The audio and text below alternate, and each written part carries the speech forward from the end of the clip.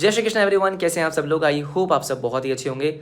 सो दोस्तों, एग्ज़ाम्स आने वाले हैं एंड आई नो कि जो ये थोड़े से दिन होते हैं ना एग्ज़ाम से पहले वाले, इसमें क्या क्या दिमाग में चल रहा होता है। आई नो बहुत चीज़ें दिमाग में चलती है कि पता नहीं कुछ याद आएगा कि नहीं आएगा, रिविजन्स पूरी नहीं हुई हैं, सिलेबस कंप्लीट नहीं हुआ है, एक सब्जेक्ट पढ़ते हैं तो ऐसा लगता है कि दूसरा भूल रहे हैं। राइट, ऐसा बहुत होता है। और बहुत सारे बच्चों के मेरे पास मैसेज आ रहे थे कि सर बहुत डर लग रहा है, पता नहीं मैथ्स पढ़ रहे हैं तो ऐसा लग रहा है अकाउंट्स भूल गए। मैं आपको एक बात समझाऊँ, इट्स वेरी नॉर्मल। ठीक है, हम सब ने एग्ज़ाम्स दिए हैं, आप शायद पहला एग्ज़ाम दे रहे हो, लेकिन जितने भी सी एस्पिरेंट्स हैं, जितने भी क्वालिफाइड सीएज हैं, उन सबको ये बात पता है कि इट्स वेरी नॉर्मल। ये हमेशा होता है। जो एग्ज़ाम से आपका हफ्ता 10 दिन पहले वाला ये टाइम होता है ना, इसमें ऐसा लगता है कि कुछ नहीं आता।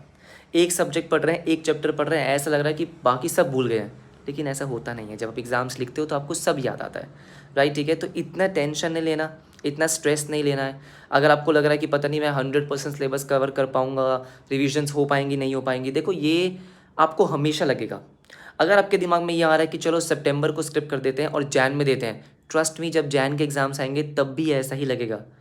कभी ऐसा फील नहीं होगा कि भाई चारों सब्जेक्ट्स मेरे 100% कवर हो चुके हैं और सारे रिविजन्स हो चुकी हैं। आपको कभी ऐसी फील नहीं आएगी। हमेशा ऐसा ही होगा कि भाई कुछ ना कुछ रह गया है, कुछ ना कुछ रिविजन्स रह गई है। ठीक है, तो ज़्यादा सोचना नहीं है।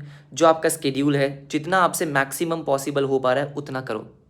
टेंशन लेके, स्ट्रेस लेके, दोस्तों से बात करके कि उसका कितना हो गया, उसका कितना नहीं हुआ है, इन सब में टाइम वेस्ट नहीं करना। बस हमारा टारगेट ये है कि जितने दिन हमारे पास हैं उसका हम किस तरीके से प्रोडक्टिव यूज़ कर सकते हैं, उस टाइम का मैं किस तरीके से यूज़ कर सकता हूँ, मेरा टारगेट वो है।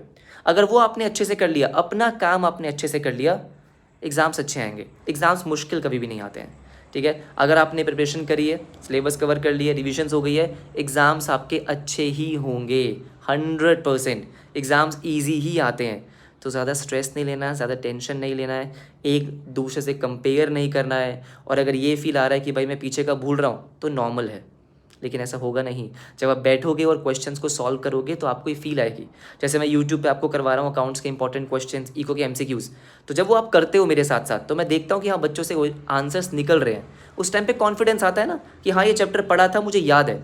ऐसा ही होता है। ठीक है, तो अगर आपको जो ये फील आ रही है ना कि यार पता नहीं पहले वाला भूल तो नहीं गए, नहीं भूले हो आप। जितना इस टाइम पे बार बार आप रिवाइज कर सकते हो, जितना आप अपने आप को काम करके अपनी प्रिपरेशन पे फोकस कर सकते हो, वही करना है। एंड ट्रस्ट मी, अच्छे से होगा सब कुछ। एग्ज़ाम्स मुश्किल नहीं आएंगे।